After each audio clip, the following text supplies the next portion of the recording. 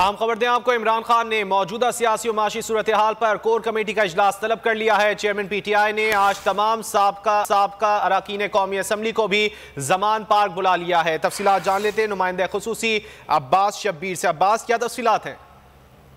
देखिए, मौजूदा सियासी माशी सूरत हाल और इस वक्त जो तरीके इंसाफ के साथ हो रहा है उस पर इमरान खान को तशवीश का इजहार है। इमरान खान ने कोर कमेटी का अहम इजलास तमाम सूरत हाल पर तलब कर लिया है। तमाम साबिक अरकान कौमी असम्बली को भी जमान पाक बुलाया है। कोर कमेटी के आज के इजलास में मुल्की माशी सियासी सूरत हाल पर मशावरत होगी। साथ साथ इलेक्शन कमीशन की जानिब से कौमी असम्बली के ज़िमनी इलेक्शन के इनेकाद पर गुफ्तगू होगी। इमरान खान आइंदा ज़िमनी इलेक्शन में हिस्सा लेने पर मशावरत करेंगे। हमारे ज़राए बताते हैं कि तहरीक इंसाफ की जो सीनियर क़यादत है वो मुत्तफिक है और इत्तेफाक है कि इमरान खान तमाम सीटों से खुद इलेक्शन लड़ें। अपनी फैसला इमरान खान ने खुद करना है। पंजाब KPK में इलेक्शन की तारीख ना मिलने पर आइंदा का लाएमल तय किया जाएगा।